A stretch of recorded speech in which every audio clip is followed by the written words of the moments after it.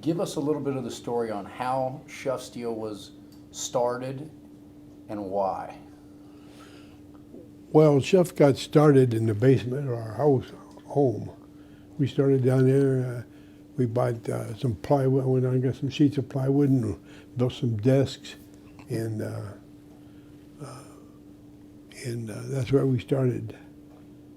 And was it? Where were you before that? Was it Hogan? Was it Hogan? I worked at Hogan, yeah, Hogan which was Manufacturing. Technobuilders to start with. Technobuilders. They bought. So why'd you decide to get out of there and do your own thing? I figured I could do something for myself, and our family. And Brad Scott was just a little boy coming up, and I thought we could just grow and build a decent sized company. I never dreamed it would get like it did, but hard work did that, and good people. Yeah, you started almost just as an erector, right? That's all you did. And I remember you talking about sitting in parking lots and watching the erectors and trying to learn that part of the business. And yeah, where our office is up there. When Scott was a little boy, we were putting that high rise up where the office is. Yeah. And Scott and I went down there one Saturday, and there wasn't anybody around, so I put him on my shoulder, and we walked up the stairways all the way to the top of that building, and sat down up there on Dunnies and just looked out at Phoenix, and I told him, I said, someday we'll be down here. Little did I know. Little did you know. What was like one of the first projects that you did? Oh, the first project we did was the ASU football stadium. And when was that? Remember? I want to say 76? 76? 45 years ago. Yeah. Wow. Yeah. That was when we did that with Dan Martin. We told him that, hey, you work with me on this job. I won't bid with anybody else, just you. And if we're low, we get the job. So we started out, and we came up with some procedures that made sense, and our bid got him the job. So he won it and you won it. So we both won it together, and that was our first. Then a couple of weeks later, Marty and bid the airport terminal, with the big airport terminal when it first came out, and I was so busy because I was just by myself, my wife and I, and so I said, I can't bid it now, Dan. And he said, well, we'll just come up with our own numbers, and we'll sit down and talk to you. So we did that, and they got the job, and he ended up giving us another job. So I had the stadium and the airport, two biggest jobs in Arizona. Just bing, bang, boom. Oh, yeah. Holy cow. And Marathon just went ballistic, because we ended up with two big jobs that they should have probably had, or they would have had if it hadn't been for us. So I don't know if you remember this. I think we've talked about it in the past. You know Kim Howard, or Kim Roach, now my wife, who I met working at Schuff. Her father was the project manager for Mardian on the ASU football stadium. Is that right? So when they moved, they just sold their home in California, and they're moving here full time. Good. And he brought out a picture, a full stadium picture of that job he took after the steel was erected. I'll be darned. And then we're going to hang it up in our office, and we're going to capture all that on the bottom of it in the nameplate. So Good. small world back then. Boy, it is. Yeah. That was a big job for us. I mean, it was a big job in Arizona. So how did you get the steel done on that? Did you sub it out? Subbed it out. Yeah. Bought a lot of it from W&W and other small fabricators. And that's why I started. I didn't have a shop. Right. And I just broke it. I bet it like we had the biggest shop in the world. We did. We had the biggest shop in the world. Use everybody else, right? Everybody else. So we grew that way, and worked out very well for us. You know, what's funny is you took that same strategy, and that's what you sold to the Palazzo Hotel. Oh, right? yeah. The same thing. Isn't that what you told them? Oh, yeah. Yeah.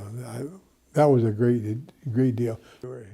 They were good people, but he was a good guy. We saved him a lot of money, not only in the sands, but on some other projects we did for him. But he was good to work for. Talk about what happened when we moved into, or you guys moved in and decided to buy Marathon. What, you remember that back in like, was it 85, I think? Oh yeah, we heard I was going on the airplane trip up to Las Vegas, and I sat beside some of the guys that ran Marathon, Oh, yeah. and this guy told me, he says, "You need to buy Marathon." I said, "I can't afford you guys." Weren't they doing work out at the Palo Verde nuclear facility, and they were all full up with that work? Yeah. The market changed. The market changed. They were so busy building a nuke plant out there that they didn't do anything else. Yeah. It was left a lot of work there for us, and we started bidding it, and we picked up a lot of work, a lot of good work, and the company grew and grew and grew, and well, here we are today. You know, they lost the market. Yeah. They didn't have a Okay. market, and they didn't hustle it. They Right. had a bunch of old sales guys running around that didn't do anything, and their management just wasn't up to times, you know, and so we just gradually took it over, and they put it on the market for sale. And I went to the bank, had a banker by the name of John Vanderzak. He worked for First Interstate Bank, and he was our loan officer. And I said, "You know, I got a chance to buy Marathon," and he said, "But I'm going to need to get a pretty good sized loan to do it." And he said, "Hey, no problem, Dave." He said, "No problem. Whatever you need, we'll get for you."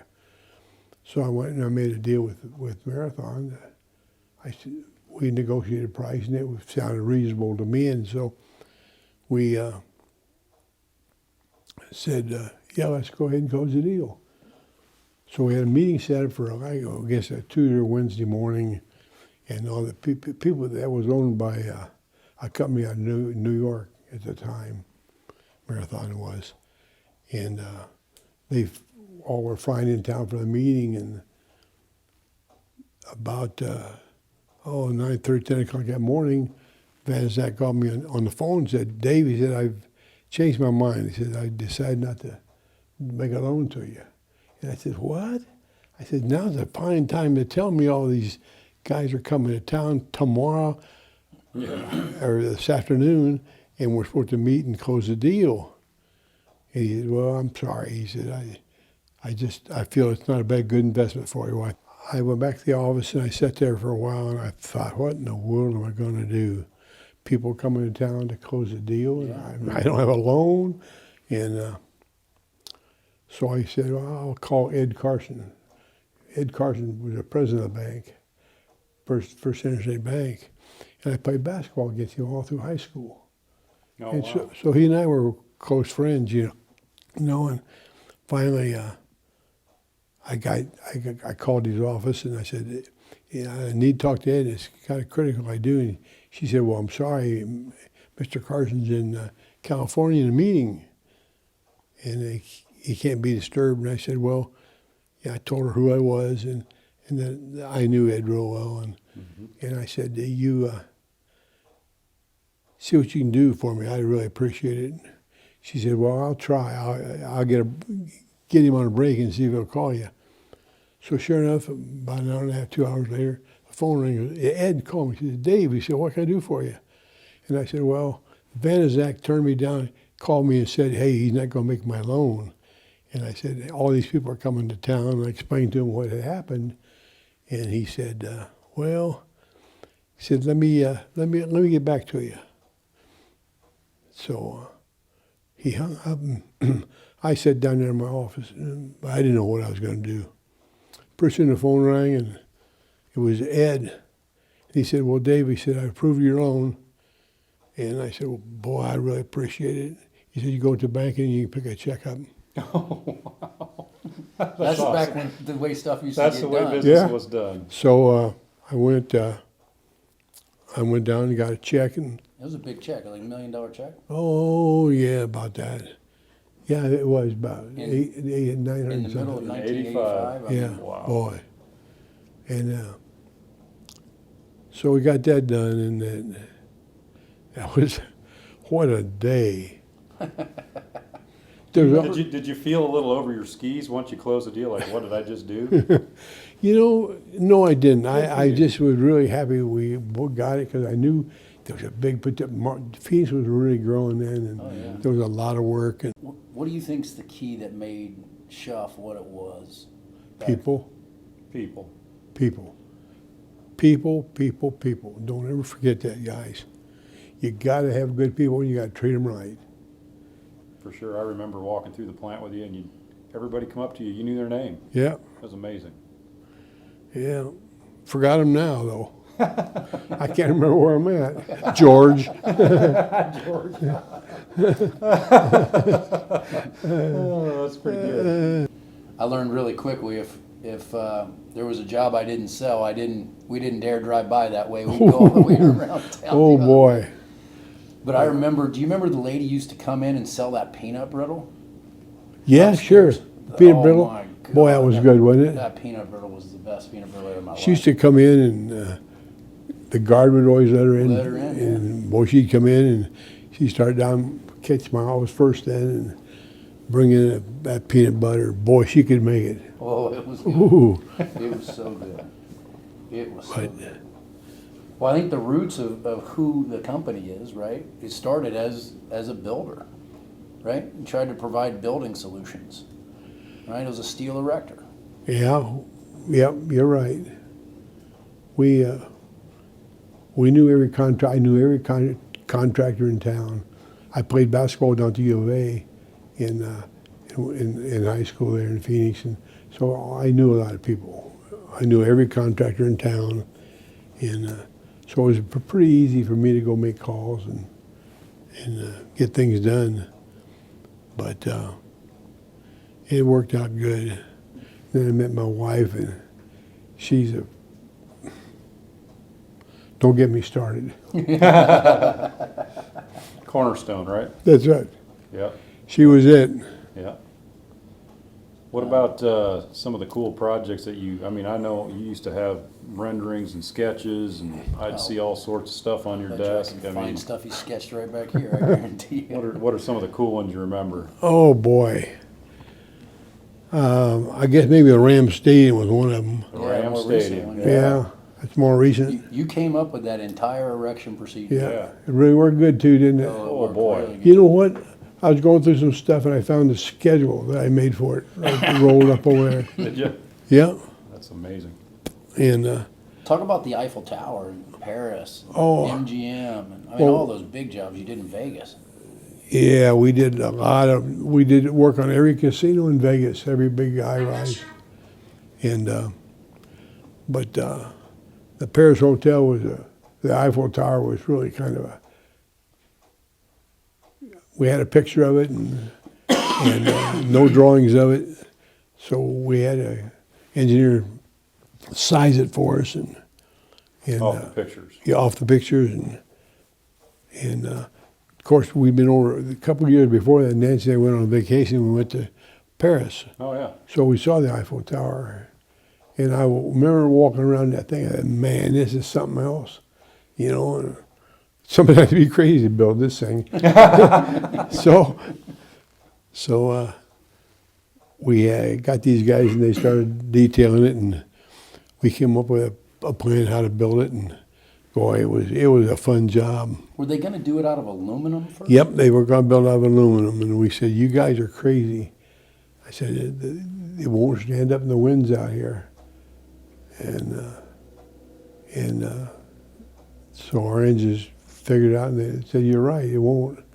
So they let us design it out of steel, and it was a fun project. Yeah. In Vegas, we've done all the major buildings in Vegas. Remember the story about MGM? You went in and told them, I'm either going to build this one or that one. Which one's it going to be? Yeah, Good times. boy, it was. That was a fun place. We used to go up there almost every week. We'd fly at Les and I'd go up there. We called on every contractor, and one day we could call on all the major generals in Vegas. So we got really acquainted with them all, and good people.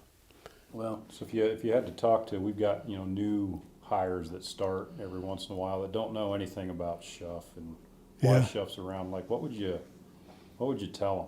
Like, what's important in life Well, or in business? The most important thing is to be honest and work hard. You got to work hard. You got to dedicate. You got to fall in love with the steel business, number one. Yeah. Without that, you'd just be an employee, you know. Mm-hmm. But you got to fall in love with the business, and it'll take care of you. Yeah. So, well, you guys know. Yeah. Sure. find Sure. people. Yep, Yep. They got to have a passion for it. that's right. You got to be passionate, and then you got to be passionate about it, and then you got to be really passionate about the business. We Yeah. ain't gonna let it go anywhere. We're gonna keep growing it. Oh Keep boy, doing that's that. good. You guys are really, really doing a good job. Man, I'm so proud of both of you. It's unbelievable. No, It's we, not- we couldn't have done it without you. It's not hard to steer a ship that's already afloat. That's Well- right. You had us going in the right direction. Yeah, but we just made the motor bigger. That's all we did. Put a little more horsepower. Yeah, that's in it. right. Well, you were a big mentor to me, and I love you for that. I always, Well- you know that. I know it. I appreciate it, and we love you guys. I'll tell you. But boy, there's some big jobs going on. Oh yeah. Yeah. How about the chip factory? How's it going? It's going okay. We've got we're not doing the chip plant piece. We're Yeah. doing a lot of the support buildings, but it's a There's 9 of them in there. Or yeah, 8 it's of a them in there. $120 million other package Wow. steel project. I mean, it's going good. If you drive up there, you can see it. I mean, there's more Yeah. cranes in the air than There's 15 cranes up there. Oh, Last it's time a I lot. counted them. It's a lot. Jeez. It's a lot. That's going to be a job. I think that'll keep going and going and going. Boy, Yeah, is that. Intel's going again. Yeah. We can build another. Did we get that? Yeah, we did. Yep. Good for you. Yeah. We're doing a little intel job here. Obviously, the Clippers arena, as you are fully aware of, that's Yep. going. Hopefully, we'll figure out a way to do this Coyotes arena. Boy, that Coyotes arena is something else, isn't it? And it's going to be something else. We need you to figure that one out too. Well, I was waiting for a set of plans, and I'll get on it, and Yeah. that'll probably be my last job I'm going to do. Yeah. But anyway, I've heard that 12 times.